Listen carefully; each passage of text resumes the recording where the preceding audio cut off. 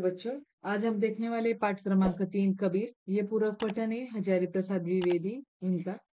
हम इनके ऊपर का स्वाध्याय पहले देखेंगे। ये जो पठनीय है पन्ना क्रमांक 9, तो इसके ऊपर पठनीय का जो है संत कबीर जी के बारे में अधिक जानकारी प्राप्त कीजिए तथा कक्षा में उसका वाचन कीजिए। ये आपको लिख के दिया है, आप अच्छे से अपनी नोटबुक में ये इसका आंसर लिखे। उसके बाद है सूचना के अनुसार कृतिया कीजिए संजाल। ये वही पन्ना के ऊपर है, 9, पन्ना क्रमांक 9। तो ये है मस्त मौला के लक्षण।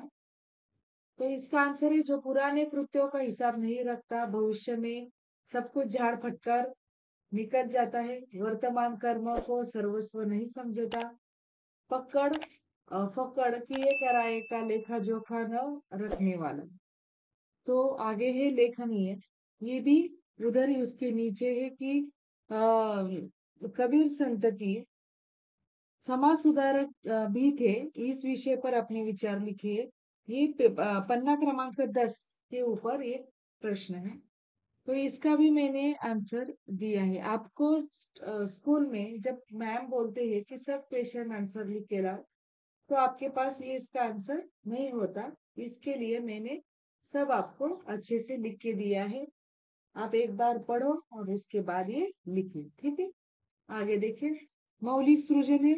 मौलिक सृजन में भी वही बताया है कि संतों के वचन समाज परिवर्तन में सहायक होते हैं। इस पर आपने विचार लिखे। ये मैंने मेरे विचार लिखे, आप अपने विचार लिखे, नहीं तो ये देखकर भी आप अच्छे से लिखो, ठीक है। आगे जाए, पाठ के आंगन में एक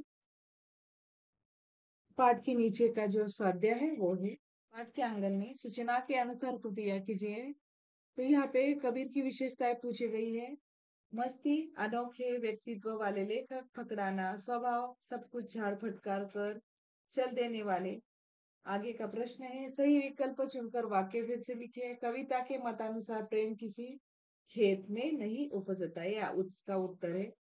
कबीर जिज्ञासु थे, वो इसका उत्तर है सत्य के। भाषा बिंदु, उपसर्ग और प्रत्यय। रेखांकित शब्दों से उपसर्ग और प्रत्यय अलग करके लिखिए। मैंने डिस्क्रिप्शन बॉक्स में उपसर्ग और प्रत्यय लिख कर दिया है, आप एक बार अच्छे से समझ ले कि इसका प्रत्यय क्या होता है और उपसर्ग क्या होता है, प्रीफिक्स और सफिक्स। तो भारत की अलौकिकता सारे विश्व में फैला है।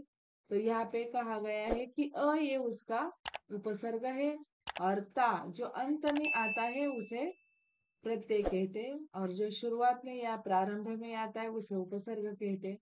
आगे है लापरवाही, उसके बाद है असफलता, अभिमानी, विचलित, प्रतिद्वंद्वी और परिपूर्णता।